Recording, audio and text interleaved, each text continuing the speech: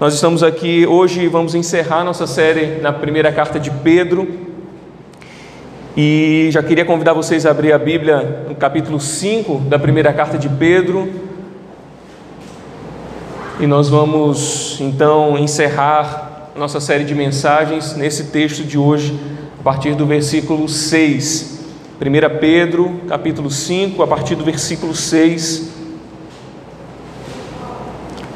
Como eu já tenho dito aqui ao longo dessas semanas, a gente não vai conseguir fazer, a gente não conseguiu fazer todos os textos da carta. Então nós fomos ali tentando escolher alguns que trouxessem essa mensagem central da carta de Pedro. Então nesse capítulo 5 também que a gente está entrando hoje, nós vamos fazer somente do 6 ao 11. Infelizmente não vai dar para a gente trabalhar todo o capítulo, mas a centralidade aí desse capítulo está nesses versículos. Então por isso nós vamos encerrar nossa série com eles.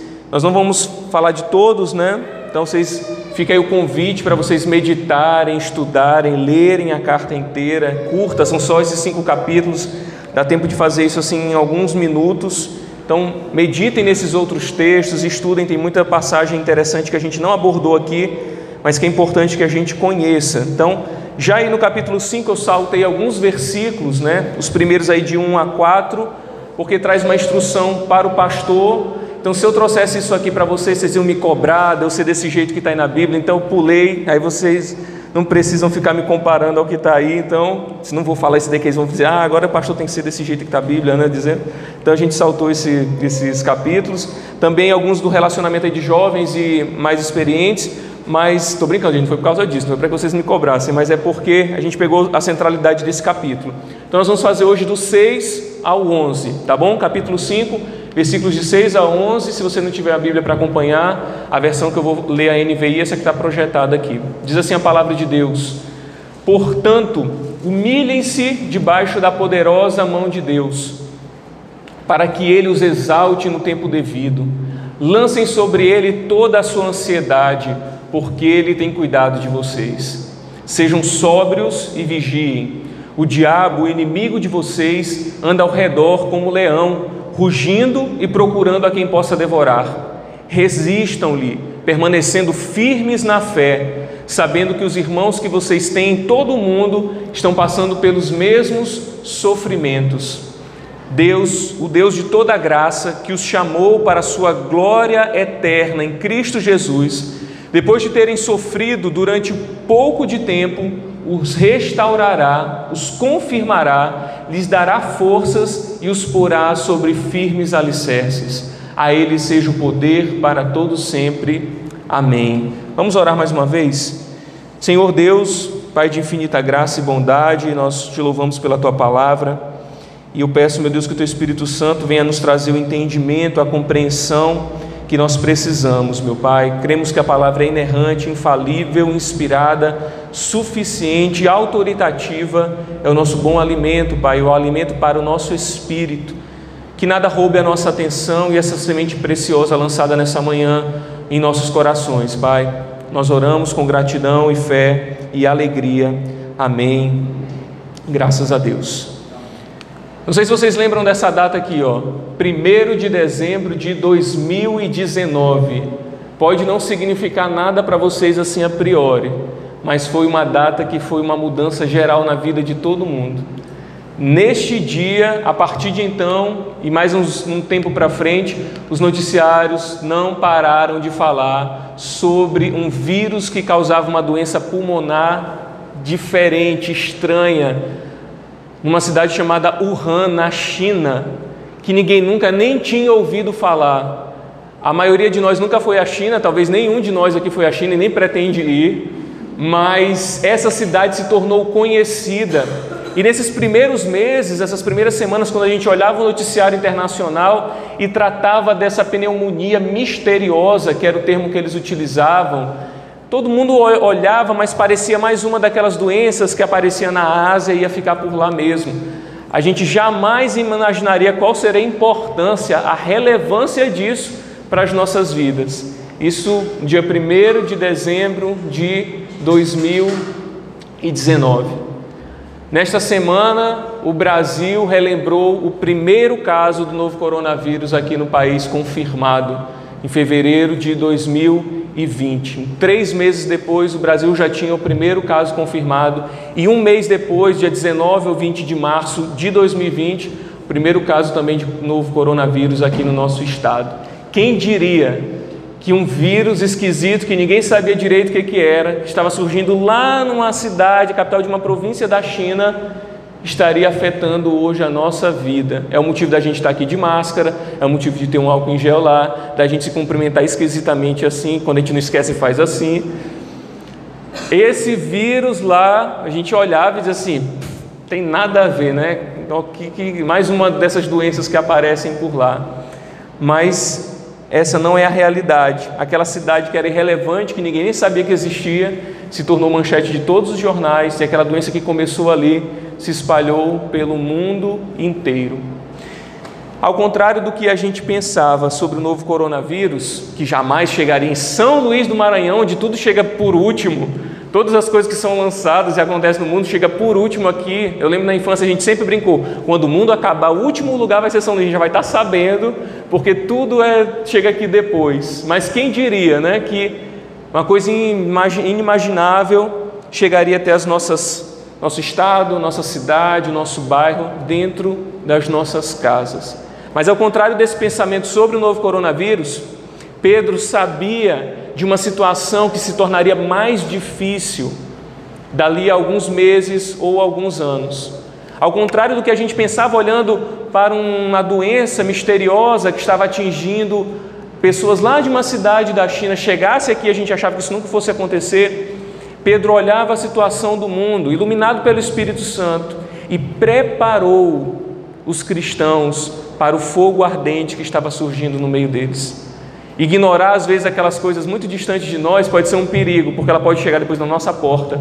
E Pedro tinha consciência, tinha essa visão holística, ampla, sobre o que estava acontecendo, sobre essa perseguição aos cristãos, que ainda era sutil muitas vezes, algumas cidades já não mais, mas ainda era pequena comparada a toda a proporção do cristianismo, de como o evangelho já tinha se espalhado, mas ele já estava percebendo que a situação ficaria mais difícil. Como um apóstolo, como alguém instruído por Deus, iluminado pelo Senhor, então ele manda essa carta para aquelas igrejas para prepará-los diante do sofrimento que eles estavam vivendo e também do que ainda iria acontecer. Alguns anos depois, o próprio apóstolo Pedro seria martirizado. A tradição da igreja diz que ele foi crucificado de cabeça para baixo, porque não aceitou nem mesmo ser crucificado como Senhor. E aí para frente todos os apóstolos, exceto João, segundo a tradição e a história da igreja, foram mortos depois de uma perseguição. João provavelmente foi o único que morreu de velhice, mas ainda assim exilado. Pedro sabia desses perigos, sabia do que estava acontecendo já com aqueles irmãos, como a gente tem falado aqui ao longo desses domingos: perseguição, hostilidade, insultos, calúnias, eram expulsos da sua casa, xingados, desprezados pela sociedade, mas as coisas ainda iriam ficar mais difíceis. Então, a preparação é muito importante para aquilo que a gente vai enfrentar. Estar preparado, estar atento, alerta para o que vai acontecer na nossa vida, apesar da gente não ter controle nenhum sobre o dia de amanhã, nem mesmo sobre algumas horas, mas Pedro instruiu aqueles irmãos. E nesse texto de hoje nós vamos ver que esse sofrimento que estava presente já apontava para algo mais difícil que iria acontecer, que ficaria ainda maior nos anos seguintes. Então ele encerra essa carta deixando aí 3 armas importantes para vencer o sofrimento. Esse é o nosso tema da nossa reflexão de hoje, 3 armas contra o sofrimento. Nós vamos então meditar nesse texto aí do versículo 6 ao versículo 11. A primeira arma que a gente encontra aí nessa instrução de Pedro é a humildade. Versículo 6, portanto, humilhem-se debaixo da poderosa mão de Deus, para que Ele os exalte no devido tempo. A humildade, ela envolve a submissão, E é algo que é tratado ao longo dessa carta aí, coisas que o apóstolo deixou instruindo aquelas igrejas. E é interessante que mesmo diante do sofrimento, mesmo diante da perseguição que eles já estavam vivendo, Pedro gasta algumas linhas da sua carta, algum tempo, para falar para aqueles cristãos serem submissos. Mesmo diante da perseguição, a instrução não é corram, se escondam, fiquem trancados na sua casa, mas vivam de maneira que corresponda ao Evangelho. E entre viver de uma maneira que corresponda ao Evangelho, sejam submissos, sejam humildes. Mesmo com esse contexto hostil, os leitores da carta não poderiam esquecer que deveriam viver com humildade. Essa submissão envolve as autoridades governamentais, está lá no capítulo 2, versículos de 13 a 17. Ele também fala sobre essa submissão dos escravos em relação aos senhores, que os escravos deveriam ser submissos aos seus senhores, também no capítulo 2, de 18 até o 25. Ele também fala sobre as esposas submissas aos maridos, no capítulo 3, de 1 a 7. E aqui no capítulo 5 ele vai falar dos jovens serem submissos também aos mais velhos, no capítulo 5, versículo 5, a primeira parte, e depois uns para com os outros, no capítulo 5, também versículo 5, na parte B. Agora a ordem aqui é sujeitem-se a Deus, as autoridades, aos patrões, aos senhores, esposas aos maridos, jovens aos mais velhos, uns aos outros, mas submetam-se, sujeitem-se a Deus. E aí ele usa então esse portanto, que vai fazer então essa ligação, o elo da citação de Provérbios que ele faz anteriormente, dizendo aí que Deus então se opõe aos arrogantes, mas concede graça aos humildes. Portanto, se Deus concede graça aos humildes, se Deus se opõe aos arrogantes, humilhem-se debaixo da poderosa mão de Deus. Se a arrogância é algo desprezível por Deus, rejeitada, Deus não quer que nós sejamos assim, portanto, humilhem-se diante da sua mão poderosa, humilhem-se diante de Deus, porque Ele concede graça àqueles que se comportam assim, àqueles que vivem em humildade. Isso significa dizer que a demonstração verdadeira de sabedoria é curvar-se diante do Senhor. Essa é a maneira esperta, sábia de viver. Muita gente acha que a esperteza, a sabedoria está em buscar alguns escapes para se livrar de alguma situação de submissão. É melhor fugir, é melhor se esconder. Mas Pedro está falando aqui que a verdadeira sabedoria está então em se submeter, em curvar-se diante de Deus, aceitar os seus caminhos, e sejam eles tranquilos ou sejam eles difíceis, cheios de obstáculos, são os caminhos que Deus coloca diante de nós. E Pedro, reconhecendo que eles estavam em situação difícil, diz: mesmo assim, submetam-se, sujeitem-se a Deus. Nós devemos confiar na sua providência, nós devemos confiar no seu cuidado, mesmo que isso signifique algumas desvantagens para nós, mesmo que isso signifique que a gente perca algumas coisas. A ordem é: se submetam, se coloquem debaixo da mão de Deus, mesmo que isso signifique fechar algumas portas, mesmo que isso signifique desvantagens, ainda assim, essa é a melhor decisão que nós podemos tomar: se submeter à mão poderosa de Deus, para que Ele os exalte no devido tempo. O tempo de exaltação aqui não é claro. Pedro não diz porque daqui a algumas semanas Deus os exaltará. Ele não diz porque daqui a um mês o Senhor vai os exaltar, porque no próximo ano é o ano da virada na sua vida. Não, Pedro não disse isso. Pedro não deixou determinado esse tempo. Ele diz que o que ele deixa claro aí é que o tempo é oportuno, ou seja, um tempo propício. No tempo do Senhor que Ele determinar, Ele os exaltará. Esse tempo aqui ele vai ser julgado pelo próprio Deus, é Ele quem vai dizer qual é esse tempo propício. Não somos nós que classificamos esse tempo, não somos nós que reconhecemos qual é o tempo propício da exaltação, mas é Deus quem determina esse tempo. O princípio aqui é compreendermos que não há exaltação sem humilhação, não há coroa se não houver cruz, não há glória se não houver sofrimento. O que podemos entender é que essa exaltação pode chegar ainda aqui nessa vida, em algum momento, mas também pode ser somente na eternidade. E Pedro está preparando o coração dos seus leitores para essa verdade. Mas uma coisa eles poderiam descansar: aqueles que se submetem, se humilham debaixo da poderosa mão de Deus, Ele os exaltará no tempo propício, oportuno. Se humilhar, se submeter à poderosa mão de Deus, inclui o que diz o versículo 7. Lancem sobre Ele toda a sua ansiedade, porque Ele tem cuidado de vocês. Esse é um versículo tão gostoso da gente ler e pensar sobre isso, né? Se a gente olhar isso aqui, tantos momentos de aflição que a gente tem, pegar só esse versículo 7, lancem sobre Ele toda a sua ansiedade, porque Ele tem cuidado de vocês. Quanta tranquilidade é expressada aí nesse texto, nessas palavras. E aqui está um dos benefícios de nos relacionarmos com humildade, com humilhação debaixo da mão poderosa do Senhor. Esse é um resultado, é um privilégio, o privilégio que Ele cuida de nós. Se humilhar debaixo da poderosa mão de Deus nos traz esse descanso, nos traz esse resultado maravilhoso. Ele tem cuidado de nós, Ele cuida da nossa ansiedade, Ele cuida dos nossos fardos.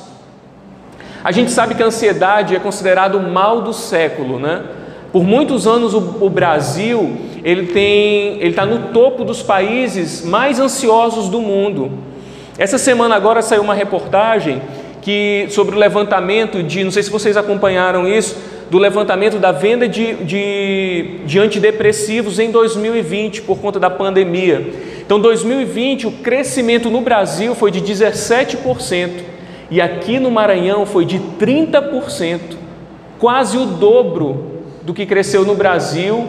Aqui no Maranhão, os antidepressivos foram vendidos, né? Houve esse crescimento na venda desses medicamentos. E o resultado disso muitas vezes é a ansiedade, diante de notícias ruins, diante de notícias que nos trazem desespero, diante de soluções que a gente não encontra para a nossa vida, de respostas que a gente não tem, e o nosso coração se torna então ansioso, se torna preocupado demasiadamente, de uma maneira doentia, de uma maneira que nos causa enfermidade. Essa é a realidade de hoje, mas Pedro reconhece que o sofrimento que aqueles irmãos estavam vivendo também gerava ansiedade neles.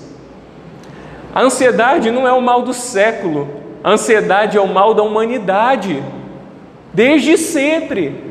Esse texto foi escrito há 2000 anos, e Pedro já dizia para eles, cuidado com a ansiedade, cuidado, eu sei que vocês estão ansiosos, porque essa situação que vocês estão vivendo de sofrimento, de dor, de perseguição, de incerteza, eu sei que está gerando ansiedade no coração de vocês. Senão Pedro não falaria sobre ansiedade. Ele reconhece isso.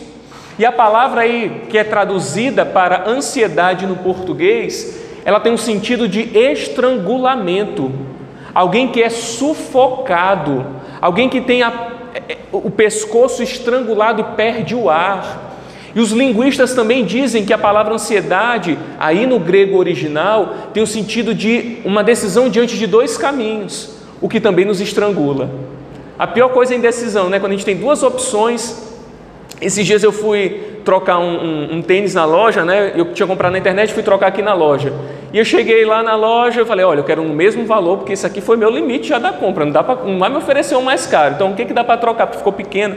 Porque vocês sabem, essa minha vida de atleta, eu já estou investido em tênis agora. E aí, estava lá trocando e tal, e aí ele falando mostrando os tênis e mostrando... quais que eram, olha, tem esse, eu não, me mostra só uns 2. Porque se eu ficar olhando muitos e calçar um monte, eu vou ficar na dúvida. Ele trouxe 3, eu já fiquei na dúvida. Aí eu disse, não, muita opção é ruim, a gente fica difícil de escolher. É igual você chega numa pizzaria que tem uma lista de pizza de 50 milhões de pizzas. Eu passo meia hora para escolher calabresa e portuguesa do mesmo jeito. Então, é ruim esse monte de opção, às vezes a gente fica perdido, né? Mas imagina isso diante de uma situação séria.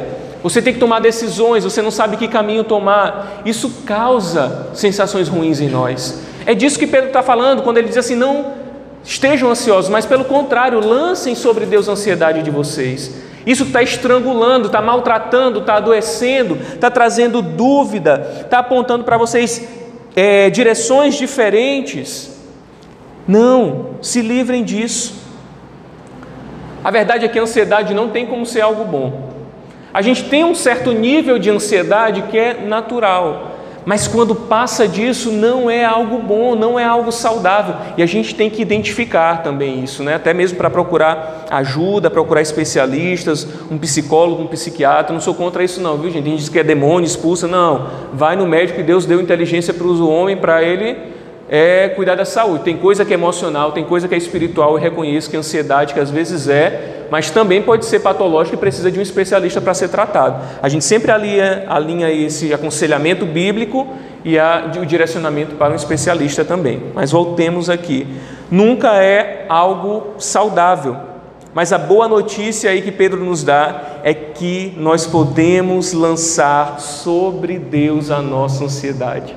Isso que estrangula, isso que nos deixa divididos, Pedro está dizendo, eu posso lançar sobre Deus. A palavra aí de lançar quer dizer jogar sobre alguém ou sobre alguma coisa.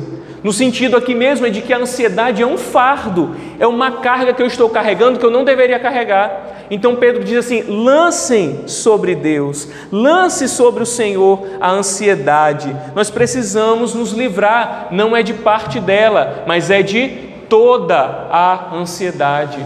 Pedro diz, lancem toda a ansiedade de vocês sobre o Senhor. E assim nós passaremos pelo sofrimento triunfantes e glorificando a Deus.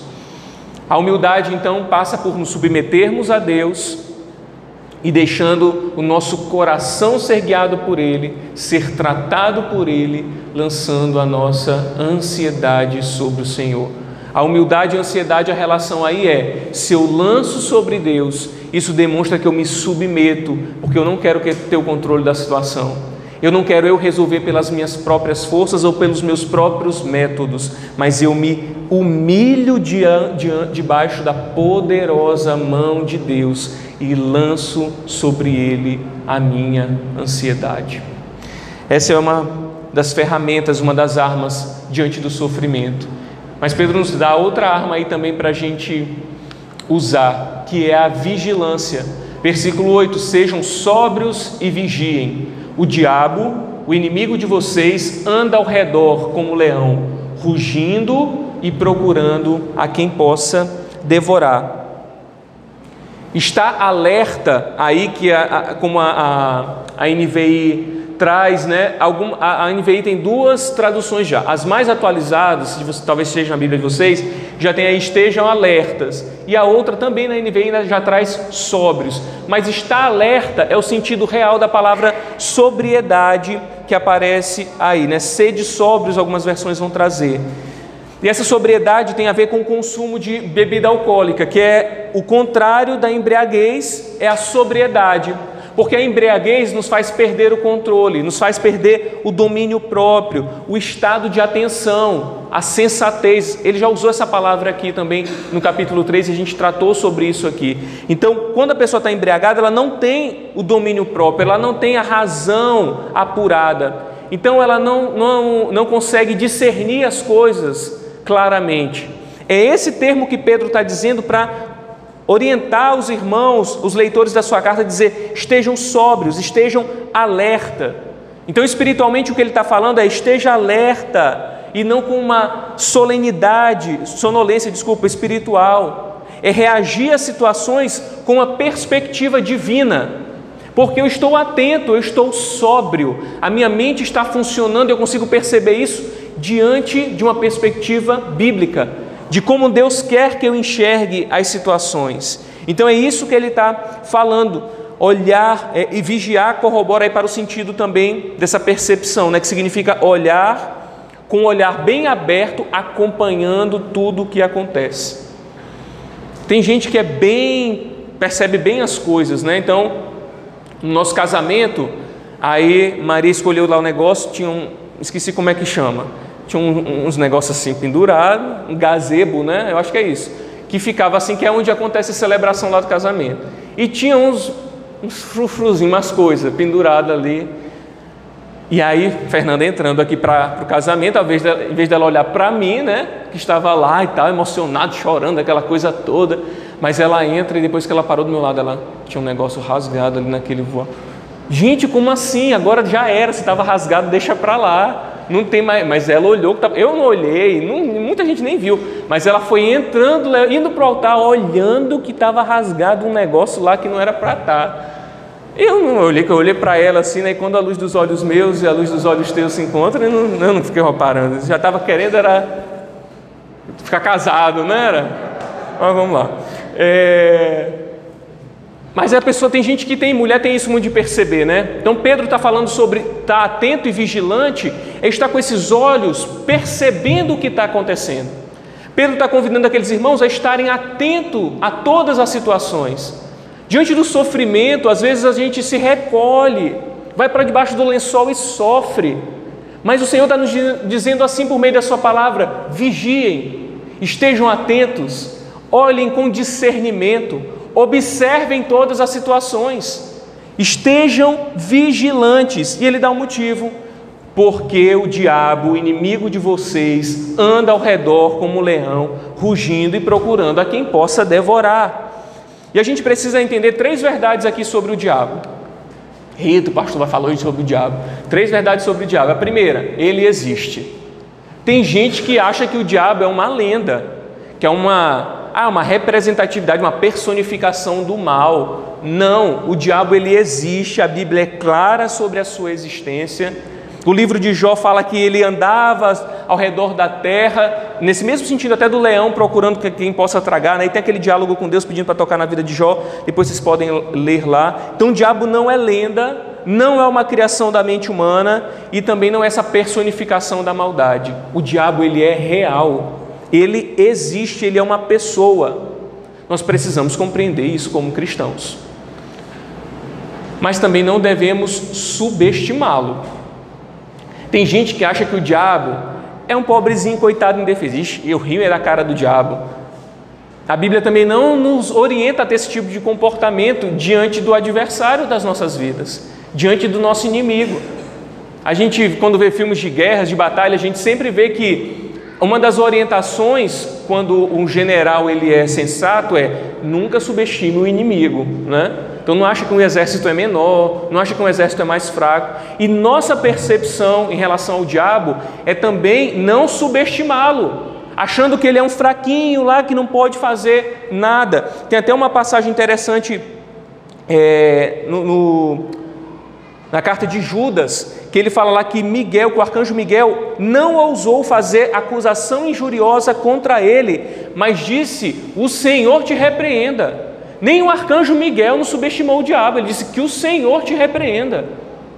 Então nós também não podemos subestimá-lo, achando que ele não pode fazer nada. Senão, essa orientação de Pedro não estaria aqui na Bíblia. Mas também a gente não pode superestimá-lo.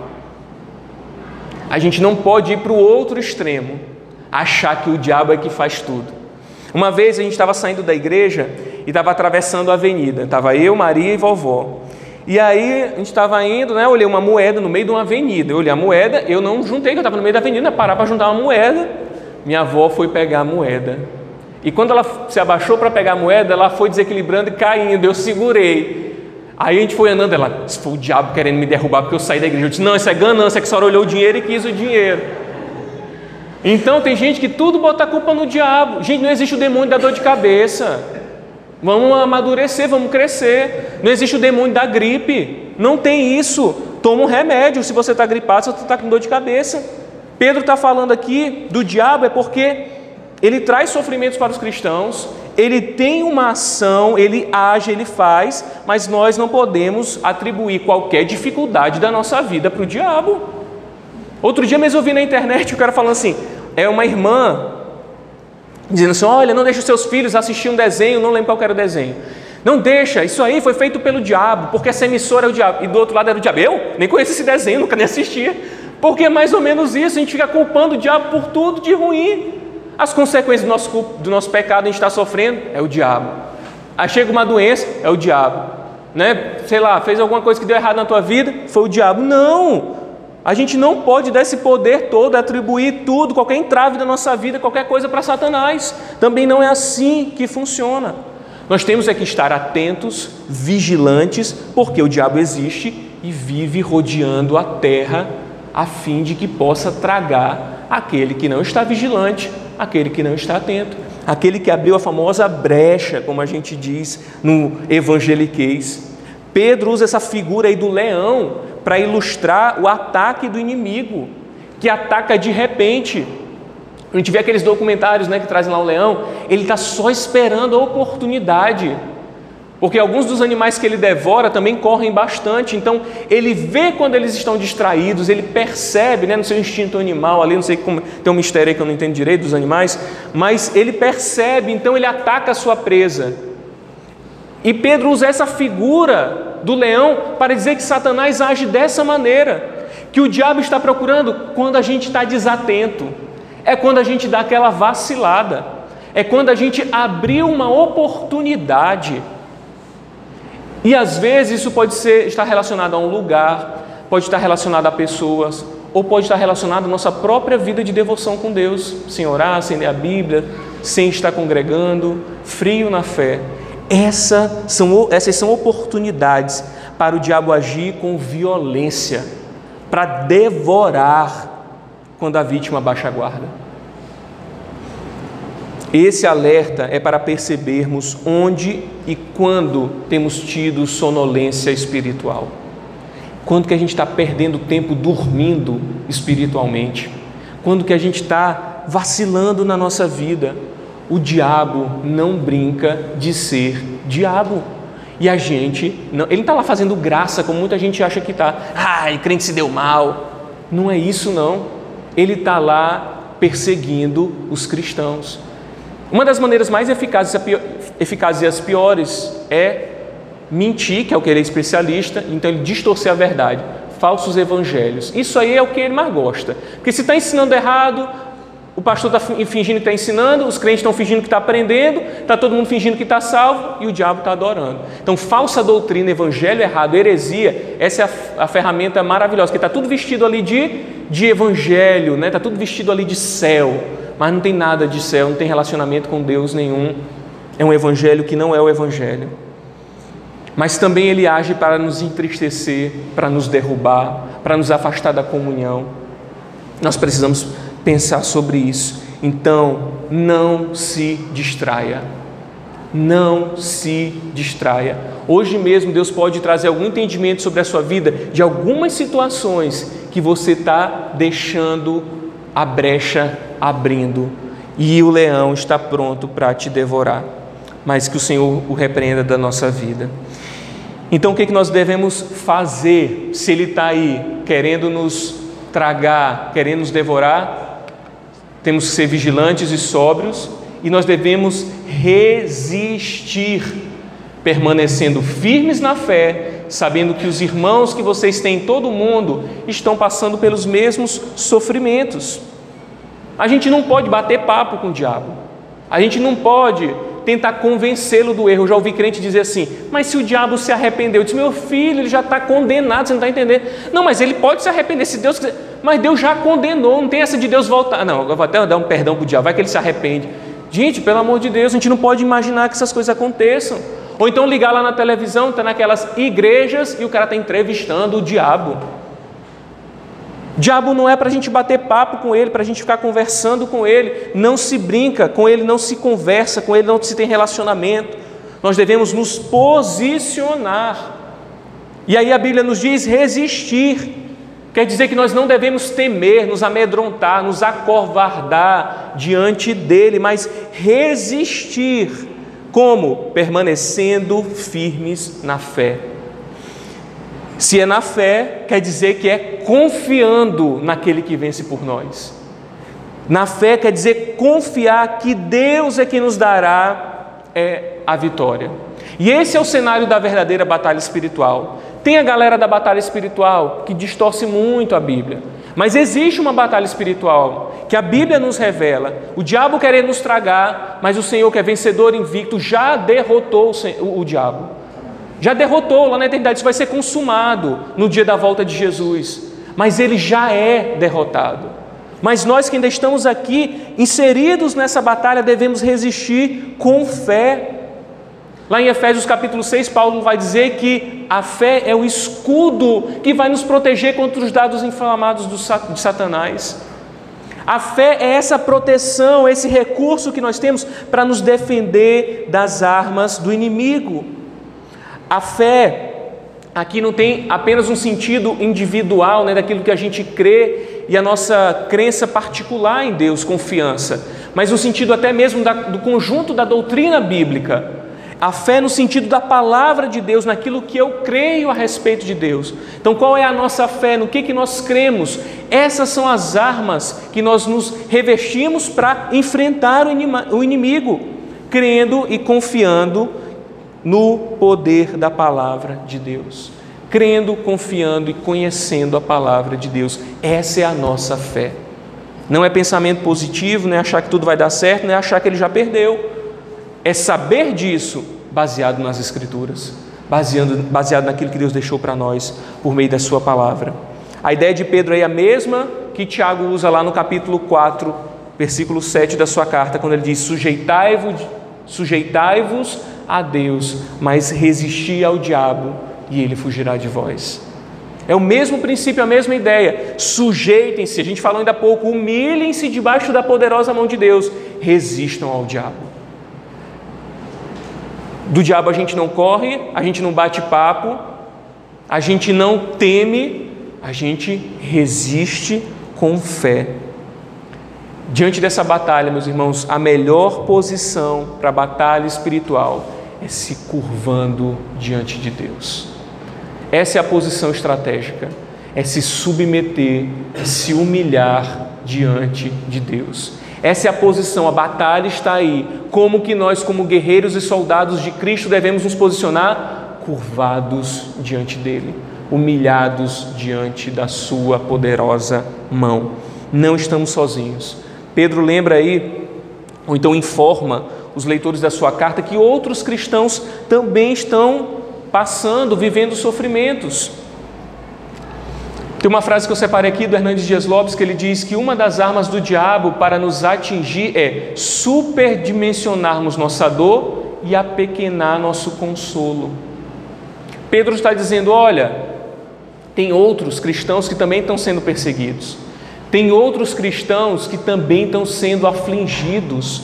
Então não olhe para você achando que seu sofrimento é pior do que de todo mundo. A gente também não pode subestimar o sofrimento dos outros, né? Fulano de tal está sofrendo por causa dessa besteira. Não, a gente não pode subestimar, mas também a gente não pode superestimar. A gente não pode enaltecer, superdimensionar nossa dor, achando que só a gente está passando por aflição. Quando a gente pensa assim, a gente diminui o nosso consolo, a gente diminui a ação de Deus, o poder do Espírito Santo sobre nós. Então tenha a visão correta, estejam vigilantes e sóbrios, entenda corretamente qual é o nível da sua dor, do seu sofrimento. Não ache que é demais, não ache que é de menos. Entenda que outros cristãos, outros irmãos também estão passando por aflições e dores. E por último, a última arma aí que Pedro indica para nós vencermos o sofrimento e permanecermos firmes é a esperança. Versículo 10: Deus de toda a graça, que os chamou para a sua glória eterna em Cristo Jesus, depois de terem sofrido durante pouco de tempo, os restaurará, os confirmará, lhes dará forças e os porá sobre firmes alicerces. Eu sei que o Evangelho é duro. Eu sei que a mensagem do Evangelho não é tão doce quando ela nos confronta. Desde a plantação aqui do Polo, reunindo com os irmãos que estavam com a gente desde o começo do planejamento, eu sempre dizia o seguinte: as pessoas que chegarem aqui na igreja, elas têm que ser bem recebidas, terem que ser acolhidas, terem que se sentir bem no sentido de estar aqui. O Evangelho pode ofender, o Evangelho pode humilhar, a pessoa pode sair daqui com raiva da Bíblia, mas ela não pode sair daqui porque ela saiu com raiva da gente. Então o Evangelho às vezes é duro porque ele nos confronta. A nossa vida de pecador, a gente não quer ouvir algumas instruções para a nossa vida. A gente não quer ouvir abandone algumas coisas que te dão prazer. A gente não quer ouvir busque santidade, ore, leia a palavra, sirva. Essas coisas não são muito agradáveis. Sofrimento, que é o que a gente tem falado aqui durante 2 meses, a próxima série vai trazer um alívio aqui para a gente, né? Porque está só no lombo da gente aqui, 2 meses apanhando, sofrimento, vem o sofrimento, se prepare para o sofrimento. Eu estou até com medo aí de 2021.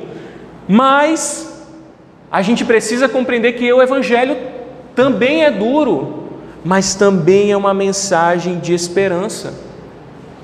O Evangelho não é só dureza, porque a gente precisa mudar e a gente é confrontado, mas sobretudo o Evangelho é uma boa notícia. Apesar dele apontar que nós somos pecadores miseráveis e estaríamos condenados eternamente, ele tem a boa notícia: há solução para isso. Você sozinho não tem jeito, você não vai sair dessa condição, você já está morto espiritualmente, mas há uma saída. E essa é a boa nova. Ele mostra o problema, ele mostra a dificuldade, mas ele mostra o caminho que nós devemos seguir.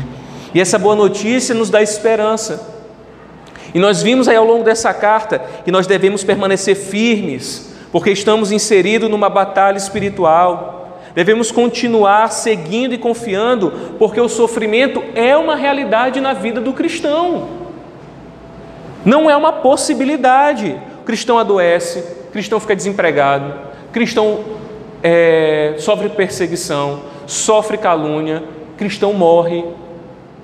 Essas coisas acontecem com a gente. Nós oramos para o Senhor nos livrar do desemprego, da doença, nos guardar, mas passamos por essas coisas. E essa carta veio nos preparando, porque nós não podemos esquecer que mesmo diante de todas essas coisas, o Deus de toda graça, que nos chamou para a sua glória eterna em Cristo Jesus, depois de terem sofrido durante pouco de tempo, os restaurará, os confirmará, lhes dará força e os porá sobre firmes alicerces. Pedro está dizendo: vocês vão sofrer, estejam firmes, estejam vigilantes, comportem-se como verdadeiros cristãos, se submetam às autoridades, se submetam aos mais velhos, se submetam uns aos outros, aos seus patrões, esposas aos seus maridos, mas fiquem firmes, porque o Deus de toda a glória os confirmará, os fortificará, os colocará em firmes alicerces. Aleluia! Deus não nos abandonou e a história não acaba aqui. Deus não só está nos preparando para sofrimento, mas Deus está preparando também o nosso coração para o regozijo eterno, para a grande alegria que é estar junto dele. Pedro encerra essa carta reforçando que temos que ter o cuidado de Deus sobre as nossas vidas, compreender isso. O sentido aqui do texto é que os sofrimentos e os ataques do diabo, que são responsáveis por alguns sofrimentos, podem sim ser difíceis, mas não durarão para sempre. Os sofrimentos, os ataques, as coisas que se levantam sobre as nossas vidas são difíceis sim. Depois de terem sofrido, ele reconhece, mas esse não é o fim. Há um fim prometido por Deus, há uma esperança, há uma recompensa. Deus é galardoador daqueles que o buscam. Esse sofrimento, ele está dizendo aí que é durante um pouco de tempo. Essa expressão que ele também já usou no início da carta, nós falamos disso aqui, que esse pouco de tempo é uma perspectiva ampla, que pode ser um pouco de tempo literal, que vai durar algum tempo e depois isso vai passar aqui, ou diante da perspectiva da eternidade, que a eternidade é a eternidade. E tudo que nós passarmos aqui, ainda que dure um ano, uma década ou décadas, ainda é um pouco de tempo, se compararmos ao que é eterno. Então Pedro está dizendo que esse sofrimento vai durar um pouco de tempo, mesmo não definindo quanto tempo isso irá durar. Isso quer dizer que nós podemos considerar que ele pode cessar aqui nessa vida, que ele pode ter algumas pausas, ou então pode ser só na eternidade, o que também é pouco tempo. Pedro diz então que após esses sofrimentos, Deus os restaurará. O sentido aqui é reabilitar, aperfeiçoar. A ideia de que Deus usa vários instrumentos para equipar os seus filhos, para preparar os seus filhos para a vida e para o serviço. E o sofrimento é uma dessas ferramentas. Nós não somos os mesmos depois que nós passamos pelo sofrimento. Nós não somos os mesmos depois de passar por diversas aflições. Eu lembro que uma das coisas que aconteceu muito triste assim com a gente, comigo e com Maria, foi quando a primeira vez que a gente conseguiu engravidar e nós perdemos com 8 semanas, alguma coisa assim. E aí, aquela coisa, toda aquela expectativa de querer ter filho e tal, e não deu certo. E aí passou, o Senhor nos tratou com muita tranquilidade, mas eu não estou amenizando, foi difícil sim. Mas depois um casal da igreja passou por essa situação.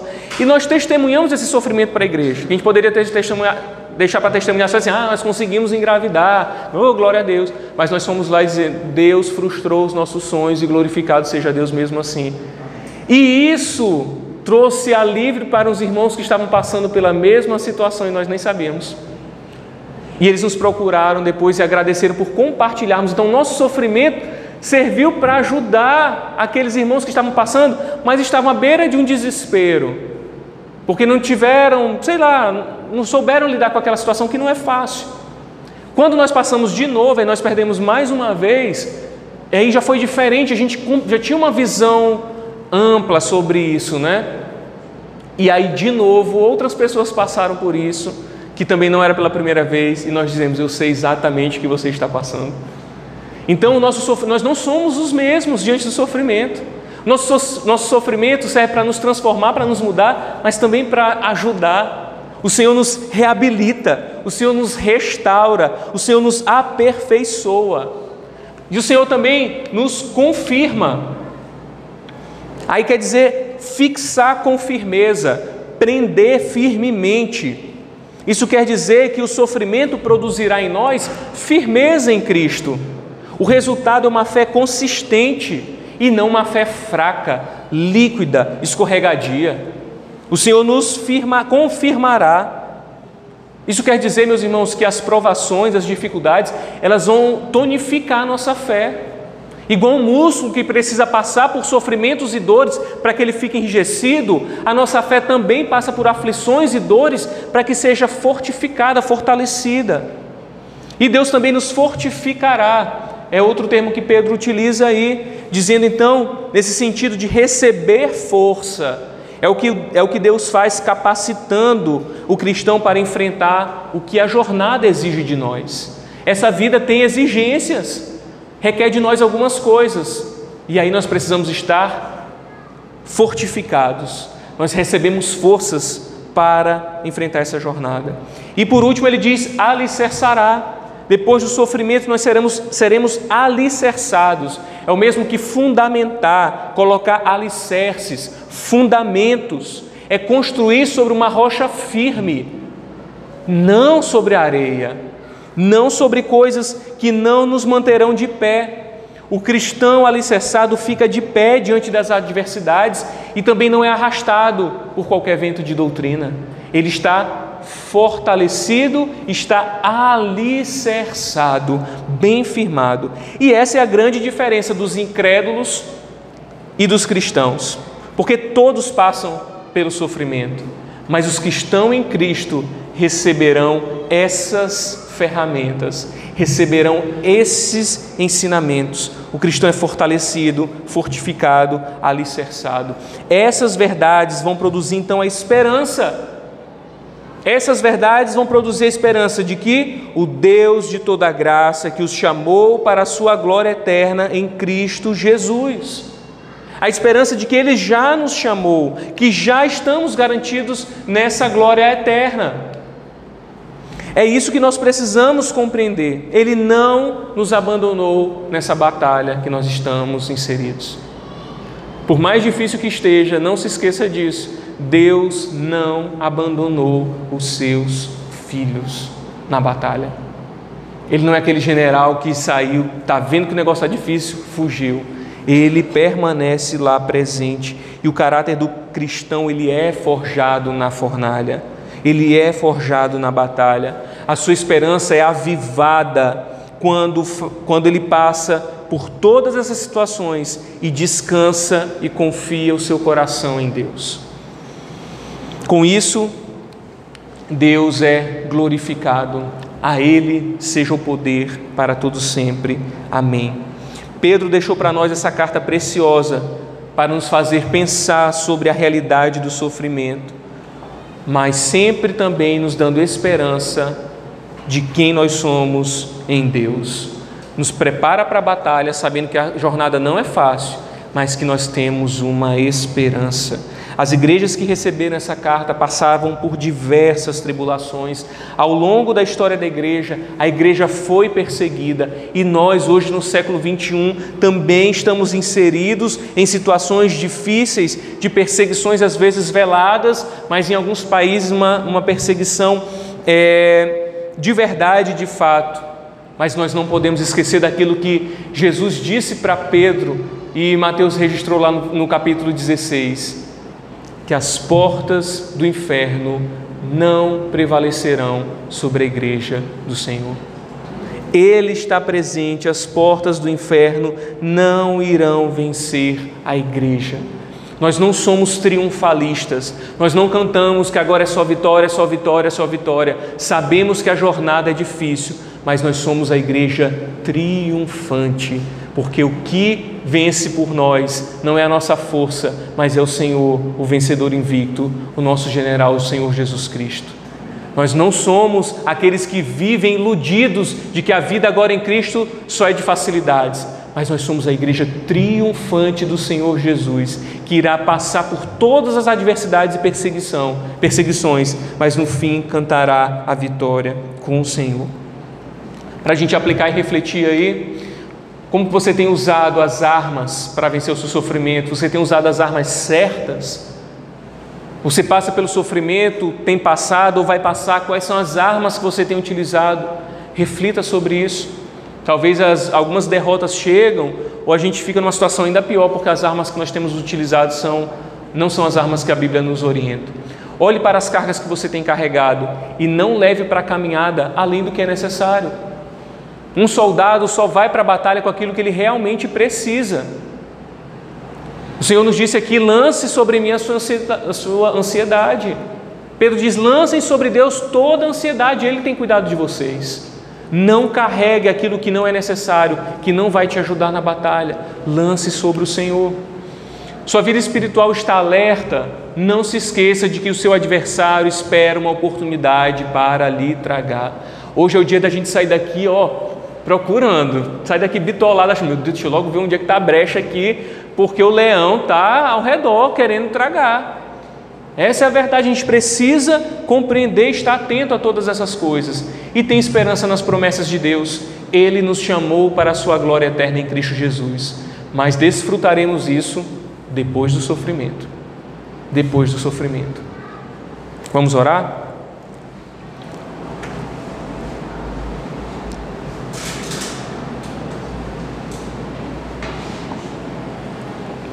Bendito Deus, maravilhoso Pai de graça e de bondade, obrigado, Senhor, por toda essa jornada que nós trilhamos aqui ao longo desses 2 meses, nessa carta tão preciosa, que nos preparou para a adversidade, nos fortaleceu nas adversidades e nos deu a esperança e a confiança de que o Senhor está presente e que o Senhor nos livrará do sofrimento. Ainda que nessa terra a gente não veja algumas soluções, ainda que a nossa esperança aqui não exista nas coisas terrenas, e de fato não devemos depositar a nossa esperança nas coisas dessa vida, mas nós confiamos em Ti, Senhor. Nós cremos que essa palavra, ela é fiel, ela é verdadeira. Cremos que essa palavra é a instrução que o Senhor deixou para nós. Meu Deus, que essas verdades sejam aplicadas em nosso coração, para que diante da adversidade a gente utilize as armas necessárias, a arma da humildade, a arma da esperança e a arma da vigilância. Que isso seja presente em nós, porque diante do sofrimento o Senhor nos preparará para passar pela fornalha. E no final, Senhor, da nossa jornada, nós glorificaremos ao Senhor, porque o Senhor nos dará vitória, porque o Senhor fará com que o sofrimento cesse. Se não nessa terra, Pai, pelo menos na eternidade nós temos certeza que sim.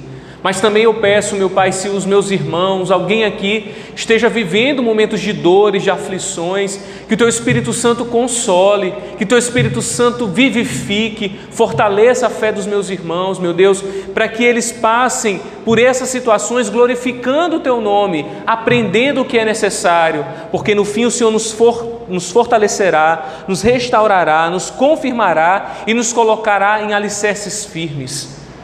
Nós cremos nessa palavra, Senhor, e nós Te agradecemos, porque o Senhor não nos deixou sem instrução para a batalha, porque o Senhor não nos deixou perdidos, o Senhor não nos deixou vagando, buscando soluções por esse mundo, mas o Senhor nos apontou a direção, o Senhor nos apontou o caminho e nos deu certeza da vitória em Ti. Obrigado, Senhor, pela Tua palavra, nós oramos e Te agradecemos em nome de Jesus. Amém. E louvado seja Deus.